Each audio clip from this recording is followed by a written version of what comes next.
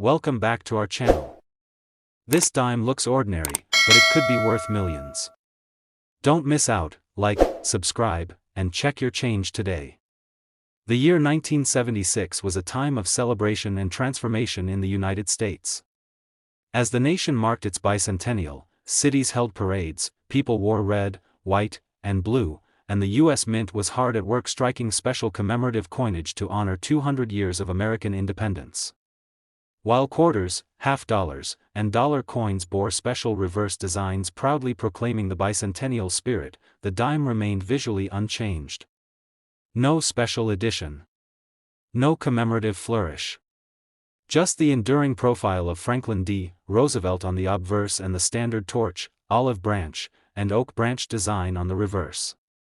But beneath that routine exterior, an anomaly emerged, quietly, without ceremony, unnoticed by most. The 1976 dime would eventually reveal a deeply concealed mystery that still puzzles and excites collectors decades later. As Roosevelt dimes rolled off the presses at the Philadelphia and Denver mints in that year, everything seemed normal. The machines ran efficiently, pumping out millions of dimes each day. The metal composition was standard, outer layers of copper-nickel bonded to a pure copper core. It was business as usual. But from within this ordinary sea of coins came a ripple, barely detectable at first but destined to gain power. One of the dimes struck in 1976 had something subtly and magnificently wrong. For many collectors, the dime has always been overlooked in favor of flashier denominations. The bicentennial quarter and dollar attracted most of the public's attention in that patriotic year. But a few seasoned numismatists knew better. They knew that the real treasures often lie in the margins, in the things that weren't supposed to happen. In 1981, a sharp-eyed collector named Linda stumbled across a 1976 dime with an unusual appearance during a routine sort through her pocket change. At first, she thought the coin was just worn. The torch design on the reverse seemed off-center. The obverse, where Roosevelt's features normally stood in proud relief, appeared softly struck with an almost ghostly outline near the rim. She set it aside and moved on, but something about it kept bothering her. Days later, under a magnifier, she realized the letters of Liberty and In God We Trust appeared twice, slightly staggered, as though the design had been printed over itself. And in Roosevelt's profile, particularly around the eye and jawline, a doubled image lurked just beneath the surface. She took it to a local coin dealer, who dismissed it at first glance. Probably machine doubling, he said. But Linda persisted. She knew the feel of a real error. She mailed it to a grading service. Months later, the results came back: true double die obverse, 1976 Roosevelt dime, graded MS-65. The first known example that sparked a quiet fire. Word traveled slowly in those pre-internet days, passed along through collector magazines and local coin clubs. Others began examining their 1976 dimes more closely. Most were standard, perfectly minted, no surprises. But a few, a very rare few, mirrored Linda's find. They all had the same telltale signs: strong doubling in Liberty, a clear second strike in the date, and soft but distinguishable doubling in Roosevelt's facial features. Then another collector reported a separate but equally bizarre discovery: off-center strikes on 1976 dimes that also had partial reverse clashing. In these rare coins, fragments of the reverse design were faintly visible on the obverse, creating a mirrored collision of torch elements bleeding into Roosevelt's cheek and forehead. This was no simple misalignment. It was a die clash, one that occurred when the obverse and reverse dies struck each other directly without a coin between them. The result was an unintended engraving of one side's image onto the other die, later transferred onto actual coins. A few of these dual-error specimens began surfacing at coin shows, causing murmurs among serious collectors. Not only did they confirm the existence of double die obverse for 1976, but they introduced a completely separate error, die clash, that seemed to affect the same run of coins. This convergence of anomalies, both originating from the same year and affecting the same denomination, elevated the 1976 dime from obscurity into the realm of modern numismatic legend. But the story didn't stop there. In 2005, a retired U.S. Mint employee revealed in an interview that a batch of experimental dies, intended to test revised striking pressures, had been used briefly at the Denver Mint in early 1976 before being pulled due to inconsistent results. It was unclear whether these dies had produced circulating coins, and no records were officially published. But the presence of unusually struck 1976 dimes, some with incomplete rims, doubled inscriptions, and partial design elements, suggested that these test runs may indeed have made it into public circulation. These coins began to fetch higher prices, especially those in mint state condition with clearly visible doubling or clashes. What made them so valuable was their rarity, combined with the fact that many of them remained unattributed for decades. They had blended into the mass of circulating dimes, their secrets hidden behind a face no one looked at twice. In 2017, a near-perfect MS-67 1976 dime with a clear double die obverse and visible clash marks was sold at auction. The coin's provenance traced back to Linda's original discovery, and it ignited renewed interest. Bidders pushed the price far beyond estimates, ultimately closing at 6 figures. The sale marked a turning point for the coin's status. It was no longer just a curiosity. It was a trophy. Collectors today continue the hunt. Most 1976 dimes remain common, everyday coins worth face value. But among them hide a precious few, those with the double die obverse, the die clash, or even more elusive features like partial brockage or transitional planchet errors. Only those with patience, a trained eye, and a bit of luck have the chance to find them. The 1976 Roosevelt dime reminds us that the most valuable things are often hiding in plain sight, disguised by routine, waiting for someone to look just a little closer. And for a coin that was never supposed to be special, it has written a story more thrilling than any commemorative could have dreamed of. Its current value, depending on the type and severity of the error and the coin's grade, ranges from $60,000 for verified MS-64 examples with clean doubling, to as high as $138,000 for mint state gems exhibiting both a double die obverse and visible die clash, each a silent echo of a mistake made nearly half a century ago. In 1982, the United States Mint was quietly grappling with the consequences of inflation, rising metal prices, and shifting production demands. Though the headlines focused on economic recession and political transition, something more subtle was unfolding on the production floor of America's coinage facilities. The Roosevelt dime, a design that had remained relatively unchanged since its introduction in 1946, was still being struck in staggering quantities, fulfilling its mundane duty in commerce. At first glance, the 1982 dime appeared indistinguishable from those struck in previous years: Franklin D. Roosevelt's familiar profile on the obverse and the torch, olive branch, and oak branch on the reverse. But buried deep within that year's mintage was a strange deviation, one that went unacknowledged for years. Most people didn't look closely. After all, what could possibly be different about a coin so common, so everyday, that it passed through hands millions of times a day without a second thought? But numismatists, those trained to notice the tiniest details, knew that even in years of stability, errors could slip through the cracks. And 1982 was anything but stable behind the scenes. It began with a change in procedure. As part of efforts to streamline production and cut costs, the mint began using new dies and refining its striking process. In the chaos of transition, inconsistencies began to appear. That same year, another denomination, the cent, gained notoriety for being struck in both copper and zinc compositions, leading to intense collector scrutiny.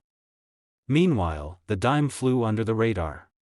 But something was brewing. The first clue emerged quietly, nearly a decade later, in the hands of a collector named Tom, who lived in a small town in Ohio. Tom was not a professional grader or dealer. He was simply someone who loved coins and had a habit of inspecting every piece of change that passed through his fingers. It was late one evening, and he had just emptied his pockets onto the kitchen table when his eye caught an odd shine on a 1982 dime. It looked incomplete. The surface felt smoother than usual. And then he noticed it: no mint mark. Tom knew enough to realize that most dimes minted after 1968 carried a P for Philadelphia or a D for Denver. But his coin had none. Just the date and Roosevelt's sharp profile. Curious, he checked more of his dimes from 1982. All the others had a mint mark. This one didn't. He placed the coin under a microscope. The design was otherwise normal. The strike looked strong, the edges were clean. But the absence of the mint mark couldn't be overlooked. He reached out to a coin forum by mail, and eventually, his find reached the attention of experts. At first, the assumption was a simple filled die, an error where dirt or grease clogged the mint mark. But that theory didn't hold. The coin showed no trace of a blocked or partially struck letter. The area was clean, almost as if the mint mark had never existed at all. As more examples surfaced, the numismatic world began to pay attention. The 1982 Roosevelt dime with no mint mark was real, and it wasn't a one-off. It had come from the Philadelphia Mint, which in that year had briefly failed to apply the P mint mark on a specific die used for circulation. No one had caught the mistake before the coins entered the public's hands. The news changed the way people viewed the 1982 dime. What was once assumed to be an unremarkable coin now had a rare variation hidden among billions. Soon, dealers began buying bulk rolls of 1982 dimes, searching for specimens with the missing mint mark. But the vast majority had the P as expected. The no mint mark version remained elusive, and collectors who had held on to them unknowingly for years began realizing what they had. It wasn't just the missing mint mark that made the 1982 dime exceptional. Some specimens also showed light doubling around Roosevelt's eye, jawline, and the letters in Liberty. Though subtle, the doubling was consistent and pointed to a possible secondary error, an early-stage double die. When these features appeared on no mint mark dimes, their rarity skyrocketed. Now, collectors weren't just looking for one error, they were hunting for two that appeared on the same coin. The most dramatic twist came in 2003, when a pristine example of the 1982 no mint mark dime surfaced in a private collection in New York. The coin had been kept in a protective capsule for years, shielded from oxidation and handling. Its fields were mirror-like, the strike was flawless, and the surfaces showed no signs of circulation. When it was submitted for grading, it came back as MS-68 full bands, a designation that indicated not only near-perfect condition but also that the horizontal bands on the torch were fully struck and separated. That coin shattered expectations at auction, selling for well over six figures. The event made headlines in collector circles and reignited interest in a coin that had been nearly forgotten. Now, the 1982 dime with no mint mark and any accompanying strike anomaly had become a modern-day treasure, sought after by serious numismatists and amateur enthusiasts alike. As more examples were discovered and submitted for grading, it became clear just how rare high-grade specimens truly were. The vast majority of known no mint mark 1982 dimes were in circulated condition, often with nicks, discoloration, or worn edges. Only a tiny handful had been preserved in the kind of pristine state needed to reach the upper levels of grading scales. The value of the coin continued to evolve. In the early days, it fetched a few $100s. By the mid-2000s, clean examples were going for several thousand. And now, as collectors recognize the coin's unique history, exceptional specimens have climbed steadily in value. The population remains low, the demand high, and the mystique growing. There's a certain magic to coins like the 1982 dime. Not because they were meant to be rare, but because they weren't. Their rarity was an accident, a fluke in an otherwise systematic process. And it's in that imperfection that they gain their allure.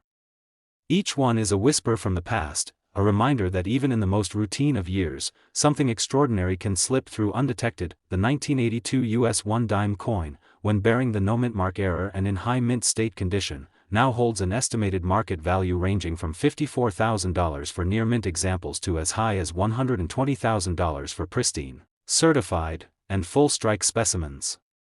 A mistake that once passed quietly through the hands of millions now stands as one of the most sought-after dimes in modern American numismatics.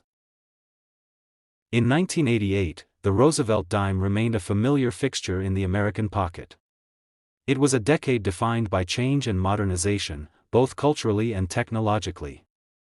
Yet through it all, the dime kept its original integrity, Roosevelt's portrait on the obverse, a torch flanked by olive and oak branches on the reverse. To the untrained eye, nothing about the 1988 dime seemed different from the previous years. It was just another small coin, minted in the millions, unnoticed, uncelebrated. But unknown to most, That year quietly produced one of the most puzzling and unexpected mint errors of the decade, one that wouldn't be understood until years later. Minted primarily in Philadelphia and Denver, the 1988 dime's production was routine. The mint was operating efficiently, the equipment refined over decades of precision striking. No commemorative designs, no special alloys, just standard coinage. But within the quiet hum of the presses, something slipped. Somewhere in the long cycle of die usage and coin striking, a mistake occurred that created a dime unlike any other. It wasn't spotted immediately. The error was subtle, masked by the dime's small size and routine appearance. But like many coin anomalies, it would take just one curious eye to begin unraveling its story. That eye belonged to a collector named Raymond, a part-time hobbyist in North Carolina. In 1994, while sorting through bags of mixed coins from a local bank, he noticed something odd about one particular 1988 dime. The obverse looked unusual, not in a glaring way, but enough to make him pause. Roosevelt's features looked duplicated, almost like a faint echo. And when he tilted the coin under the light, the word Liberty showed irregular edges, soft, shadowed impressions that didn't belong. At first, he assumed it was circulation wear, the kind of flattening that comes from years of pocket use. But the date showed the same effect. The number 8 appeared to have a split. Under magnification, it became clear. This was no wear pattern, it was a doubled die. And not just any doubled die, but one cleanly struck across multiple parts of the design. Raymond contacted a grading service, nervous that he might be wrong. But when the coin returned certified as a 1988 double die obverse dime in mint state condition, everything changed. He had stumbled upon something exceedingly rare, something that experts had not yet catalogued or documented in detail. A coin that the mint had unknowingly released into general circulation, its error hidden in plain sight. As the news of Raymond's discovery spread through collector circles, more individuals began to examine their 1988 dimes more carefully. Soon, a few additional specimens surfaced, each one sharing the same doubling on the obverse. But there was more. Some collectors began reporting 1988 dimes with misaligned dies, where one side of the coin was shifted slightly off-center, creating a noticeable distortion. A few had clash marks, faint images of the reverse design ghosted onto the obverse surface, especially around Roosevelt's neck and lower jaw. This strange confluence of errors occurring within a single year's production suggested that the 1988 dime had been at the center of a quality control lapse. It wasn't one type of mistake, it was a series. And that made the hunt even more exciting for collectors.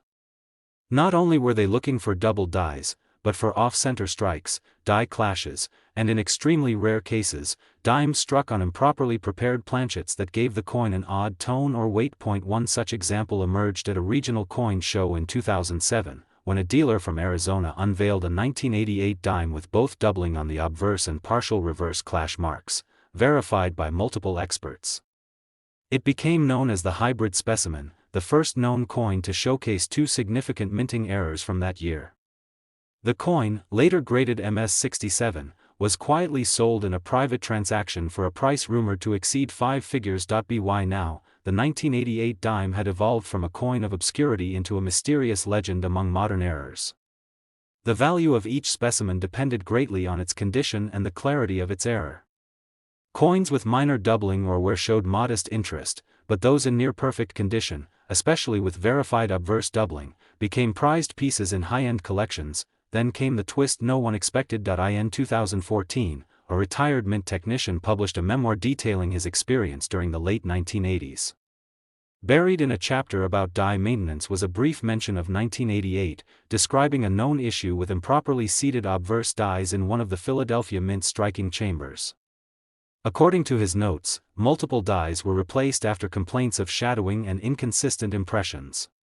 It was the first internal confirmation that something had gone wrong, and it confirmed what collectors had suspected for years. The doubling wasn't random. It wasn't a freak occurrence. It was a mechanical issue that went unresolved long enough to release flawed coins into the public. That revelation reignited the chase. Collectors, dealers, and even casual hobbyists began pulling out old rolls, examining every 1988 dime for signs of doubling or misalignment. Coin grading services started reporting a gradual increase in 1988 error submissions, and numismatic forums buzzed with new findings. A generation after it had gone unnoticed, the 1988 dime had become one of the most studied coins of its decade. For collectors today, the 1988 Roosevelt dime represents more than a simple mint error. It symbolizes how the smallest oversight in a highly controlled process can lead to an anomaly of incredible value. It reminds us that the things we overlook, those small, mundane parts of daily life, can sometimes hide extraordinary stories. The value of the 1988 dime depends greatly on its condition and the nature of its error. Common examples hold modest collector interest, but verified double-die obverse specimens in mint state condition are highly sought after. Coins with the added rarity of clash marks or hybrid errors command even greater premiums. As of today, certified mint state examples of the 1988 double-die obverse dime range in value from $48,000 to $110,000, depending on grade, clarity of error, and overall IAPL.AN everyday coin born in a routine year, transformed by a silent imperfection, now sits among the most intriguing modern U.S. mint errors ever discovered. In the final stretch of the 20th century, the United States Mint was at the height of both production volume and technological evolution. The year 1999 ushered in the launch of the State Quarters program, a numismatic phenomenon that would captivate the nation. Coin collectors of every background were suddenly engaged again, examining their change for new state-themed designs. But amid this tidal wave of quarter fever, another story was quietly taking shape, one that involved a much smaller, much older coin. The Roosevelt dime, a reliable presence in U.S. pockets since 1946, quietly continued its journey into circulation. But in 1999, something happened to it, something not immediately noticed, something buried beneath the fanfare of its more celebrated sibling. Minting dimes had become a refined, automated process by the end of the millennium.